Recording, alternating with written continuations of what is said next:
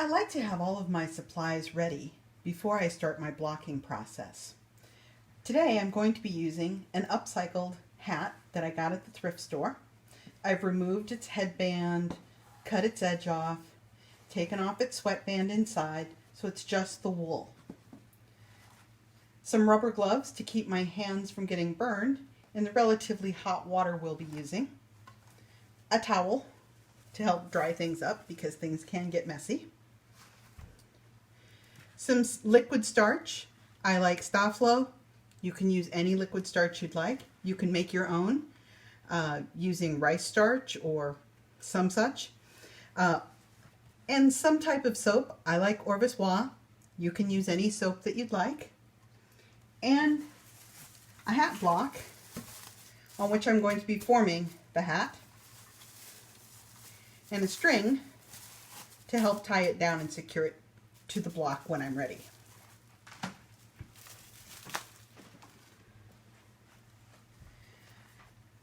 I've heated up my water to a temperature that I can still put my hand in while wearing a rubber glove. You might be more of a trooper than me or less. Warm it up to meet your needs. But you do want to get it just as hot as you can because felt is made through wool, non-woven wool, pressure, a little bit of soap, and hot water. When you combine these things together, you get felt. So you can see the shape of my hat. I'm going to completely undo that shape by putting it in my hot water. I like to work in the sink because, as I mentioned, things can get a bit dirty, or rather wet, and it seems to go better for me to work in the sink.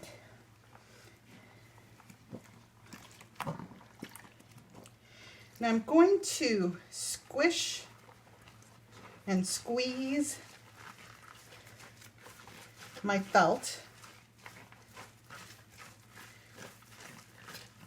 And you see how I'm not wringing it? I don't want to break those connected fibers together.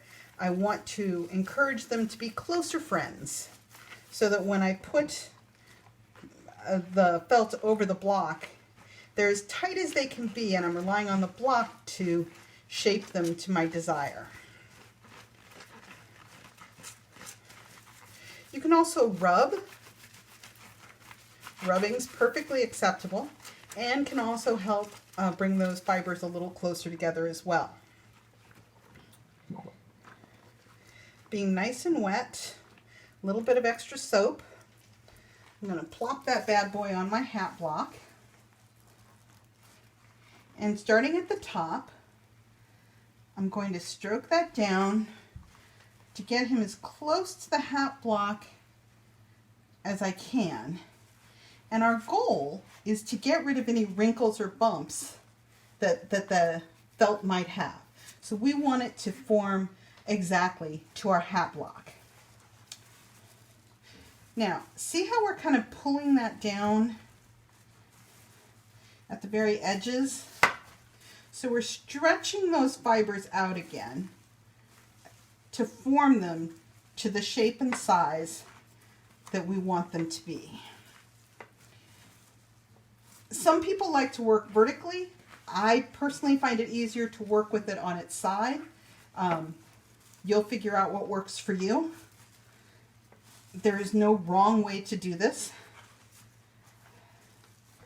Okay, so there we go. Now if I had a lot of extra felt in this, I might want to put him back in my hot water just to make sure it's as hot as it can be to work with, and begin stroking him down again.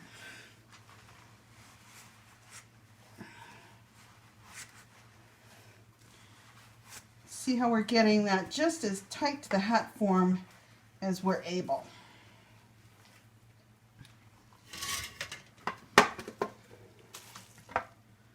Pour off any excess water if you want to. For some people it's no issue. I just happen to like to do that. At this point, we want to put a little bit of liquid starch on our felt in order to help it maintain its shape. So I'm going to pour that on, and I'm going to rub that in nice and firm all the way down the sides. While felt will hold its shape mostly when it's dry, it's very helpful to include either a liquid starch, or if you want, in period they also used rabbit skin glue and other skin glues as sizing on their felts. Rabbit skin glue can sometimes be toxic depending on where you get it from. I get mine from Blick, B-L-I-C-K. They're an art store and they sell a non-toxic version. All right, we have that stroked down as close as we can to the hat form. I'm going to take my string. I pre-made my string to fit down over the crown. So it's going down past the crown onto the stock of the hat. I'm going to put it on its side again. And I'm going to work my way around the block, making sure I don't have any lumps or bumps in my felt.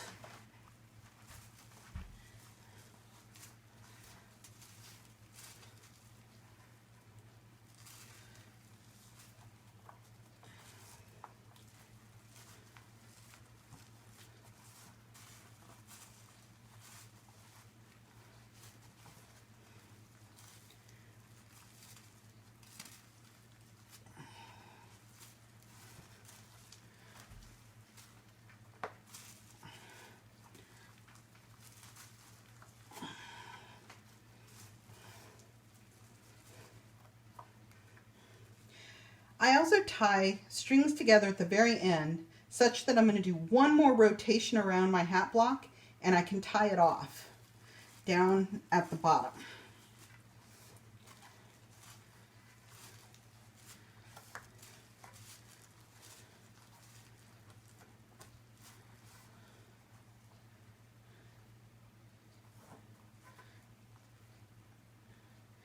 I'm going to use a half bow so it's easy to undo later.